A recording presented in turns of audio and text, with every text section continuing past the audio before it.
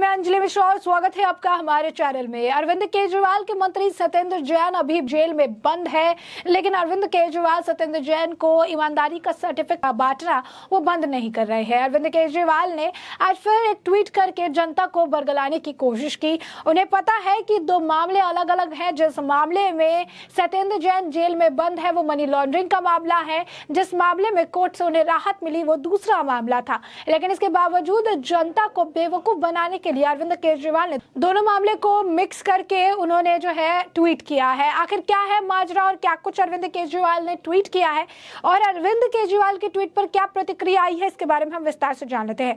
दरअसल मामला ये है कि दिल्ली हाई कोर्ट ने आम आदमी पार्टी के मिनिस्टर सत्येंद्र जैन का जो प्ली था उनको बेनामी ट्रांजैक्शन को लेकर, उसमें उन्होंने उसे राहत दे दी है। और बेनामी ट्रांजैक्शन वाले मामले में किसी भी तरीके की जो प्रोसीडिंग्स थी, बाकी जो प्रोसीडिंग्स है उन सभी को उन्होंने क्लोज कर दिया है। तो ये थी बेनामी ट्रांजैक्शन का मामला, जिसमें कोर्ट से सत्येंद्र जैन को राहत मिला है। और इसे ही कोर्ट करके अरविंद केजरीवाल यानी दिल्ली के मुख्यमंत्री ट्वीट करते हैं। वो लिखते हैं कि सत्येंद्र जैन के खिलाफ कोर्ट ने मामला खारिज किया। इन्होंने एक ईमानदार आदमी को जबरदस्ती इतने महीनों से जेल में डाला हुआ है। ये लोग अगर अपना समय फर्जी केस के बजाय राष्ट्र निर्माण के कामों में लगाए तो कितना अच्छा होगा। यानी यहाँ पर साफ तौर पर देख सकते हैं किस तरीके से उनका ये कहने का मतलब है कि बेनामी ट्रांजैक्शन की वजह से उन्हें जेल में रखा गया है, जबकि जेल में मनी लॉन्ड्रिंग का मामला है जिसकी वजह से उन्हें जेल में रखा है। हम आपको आगे बताएंगे कि दोनों मामले में क्या डिफरेंस और किस तरीके से अरविंद केजरीवाल दोनों को मिक्स करके जनता को बेवकूफ बनाने का काम कर रहे हैं। बता दें कि जो मामला है इसके पर प्रतिक्रिया भी आई है। अरविंद केजरीवाल ने जो ट्वीट किया वो गलत था और इसको बताने के लिए कि आखिर अरविंद केजरीवाल कहाँ गलत चले गए, बीजेपी की तरफ से प्रतिक्रिया देखने के लिए मिली। बीजेपी के जो नेता हैं उन्होंने अरविंद केजरीवाल को डिफरेंस बताया कि आखिर अरविंद केजरीवाल किस तरीके से झूठ फैलाने की कोशिश कर रहे हैं। उन्होंने डिफरेंस बताते हुए बता दें आपको कि अमित मालविया जो है उन्होंने डिफरेंस बताते हुए उन्हें कहा कि सत्येंद्र जैन को ईडी ने मनी लॉन्ड्रिंग एक्ट के तहत गिरफ्तार किया है, ना कि बेनामी ट्रांजैक्शन के अमेंडमेंट एक्ट की तरह। और ये दोनों बहुत ही अलग और डिफरेंट केस है।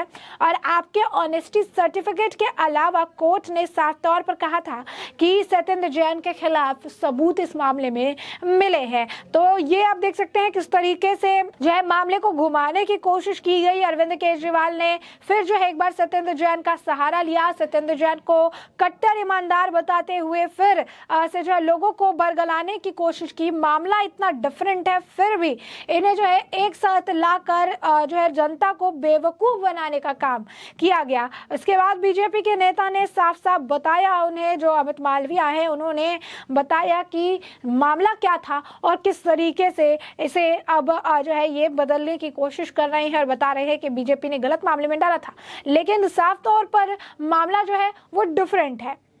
ऐसे में जरा ये जान लीजिए कि सत्येंद्र जैन को जो कोर्ट से राहत मिली है, आज सत्येंद्र जैन को जो आज जिन मामलों को लेकर उनकी प्रोसीडिंग वगैरह बंद करा दी गई है, आखिर वो क्या मामले हैं और किस मामले को जो है अरविंद केजरीवाल मिक्स करने की कोशिश कर रहे हैं। दरअसल ये जो है ये लेन देन का मामला था, इसमें कानूनी कार्रवाई जो है उसको बंद जो है करवाया गया है दिल्ली हाई कोर्ट से। अब यहाँ पर सत्येंद्र जैन को राहत मिली है।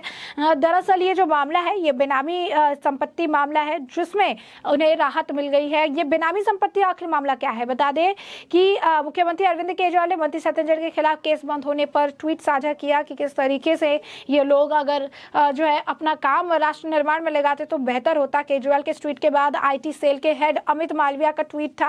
उन्होंने आप प्रमुख के दावों की जांच की। उन्होंने सुप्रीम कोर्ट के फैसले के अनुसार बेनामी लेन देन और संशोधन अधिनियम के तहत जैन के खिलाफ कार्रवाई बंद कर दी है। जैन ने कहा कि नवंबर में यह मामला था, उसके बाद कहा गया था कि 2016 के बाद ये लागू नहीं होगा, जिसके बाद जो है अमित मालविया का पलटवार देखने के लिए मिला। आपको बता दें कि अरविंद केजरीवाल की सरकार को बड़ा झटका तब लगा था जब ईडी ने 30 मई को शाम 6:10 मिनट पर सत्येंद्र जैन को गिरफ्तार किया था। उस समय जैन के गृह, स्वास्थ्य, लोक निर्माण विभाग, बिजली, जल, उद्योग, शहरी विकास, सिंचाई, बाढ़ निर्माण, श्रम, रोजगार को देख रहे थे। यानी इतने सारा डिपार्टमेंट जो है वो देख रहे थे और उसी वक्त उन्हें झटका लगा जब उनकी गिरफ्तारी हुई थी। बता दें आपको कि दिल्ली मंत्री और अन्य के खिलाफ एक परिवर्तन मामला सूचना रिपोर्ट दर्ज की थी, जो पहले से दर्ज सीबीआई की आय से अधिक संपत्ति के मामले के आधार पर थी। सीबीआई ने उन पर 14 फरवरी 2015 से 31 मई 2017 तक आय से ज्ञात स्रोत से अधिक संपत्ति अर्जित करने का आरोप लगाया था। ईडी के अनुसार जैन के स्वामित्व और नियंत्रण वाली कंपनी को कोलकाता स्थित एंटी और ऑपरेटरों को ट्रांसफर नगद के बदले शेल कंपनियों में 4.81 करोड़ के रुपए के फर्जी एंट्री मिले। इसके अलावा इन पैसों का उपयोग कथित तौर पर जमीन की खरीद के लिए भी किया गया था और इसके बाद लोन के भुगतान भी किया गया और अप्रैल में केंद्रीय एजेंसी ने सत्येंद्र जैन के परिजनों कंपनियों की जमीन पर 4.81 करोड़ रुपए की संपत्ति जब्त की थी। बाद में ईडी की हिरासत में भेजकर, यानी शेल कंपनी के लेन देन से जुड़ा मनी लॉन्ड्रिंग का मामला था जिसमें सत्येंद्र जैन की गिरफ्तारी हुई थी। शेल कंपनी के ट्रांजैक्शंस के जवाब ये नहीं दे पाए थे, किस तरीके से ये जो यहाँ पर घोटाला हुआ था इससे जुड़ा हुआ ये मामला था। और बेनामी संपत्ति का मामला मतलब ये जो मामला था इसमें सत्येंद्र जैन अभी जेल में है।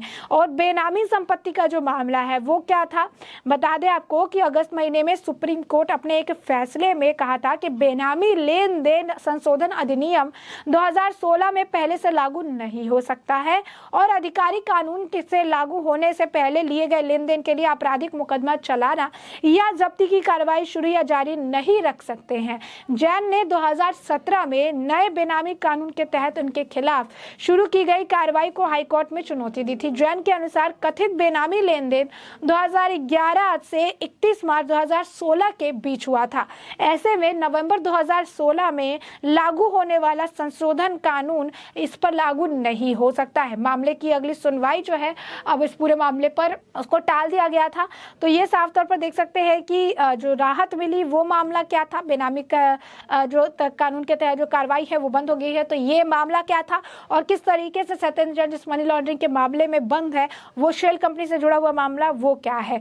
तो इस साफ तौर पर जो सत्येंद्र जैन है उनकी मुश्किलें सिर्फ बढ़ रही हैं, लेकिन अरविंद केजरीवाल सत्येंद्र जैन को ईमानदारी का सर्टिफिकेट मांग रहे हैं। कभी पद्म विभूषण के लिए मांग करते हैं, कभी भारत रत्न की मांग करते हैं। कहते हैं सत्येंद्र जैन कट्टर ईमानदार आदमी है, उन्होंने बहुत काम किया है लेकिन उनको झूठा फंसाया जा रहा है, उन्हें जो है इस तरीके से इस पूरे मामले में घसीटा जा रहा है। किस तरीके से सत्येंद्र जैन को जो है फंसाने का काम बीजेपी कर रही है। क्यों?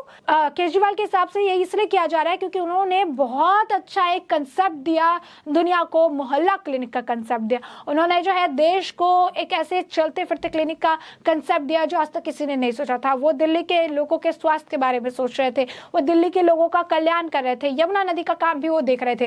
तो ये सारी चीजें जो है वो अरविंद केजरीवाल का कहना था कि इतने सारे डेवलपमेंट को वो देख रहे थे और अरविंद केजरीवाल का ये मानना है कि इन सभी डेवलपमेंट को दिल्ली में रोकने का काम करने के लिए ही केंद्र सरकार ने इन पर जो है केंद्रीय जांच एजेंसियों का इस्तेमाल करके सत्येंद्र जैन को जेल में डाल दिया। बीच में काफी आपको बता दें कि हंगामा से लेकर हुआ था, लगातार अरविंद केजरीवाल ट्वीट भी करते नजर आए थे, सत्येंद्र जैन को निर्दोष बताते नजर आए थे। अभी तक की पूरे देश में सबसे बढ़िया स्वास्थ्य मंत्री का टैग भी अरविंद केजरीवाल ने सत्येंद्र जैन को दिया था, लेकिन एक के बाद एक अब उनके मंत्रियों के नाम घोटाले में सामने आते हुए नजर आ रहे हैं। पहले सत्येंद्र जैन, अब मनीष सिसोदिया और अब आप देख सकते हैं कि एक बार फिर जनता को बेवकूफ बनाने के लिए अरविंद केजरीवाल ने फिर एक झूठ का सहारा लिया, जिसमें उन्होंने गलत तरीके से दो मामलों को एक साथ जोड़ने की कोशिश की और गलत ट्वीट किया, जबकि उन्हें पता है कि बेनामी संपत्ति का मामला और मनी लॉन्ड्रिंग से जुड़ा हुआ मामला दोनों अलग है। एक मामला 2016 का है जिसमें अब कार्रवाई बंद कर दी गई है, दूसरा मामला जो है आय से ज्यादा संपत्ति रख के शेल कंपनियों के साथ किए गए गलत ट्रांजैक्शंस का है,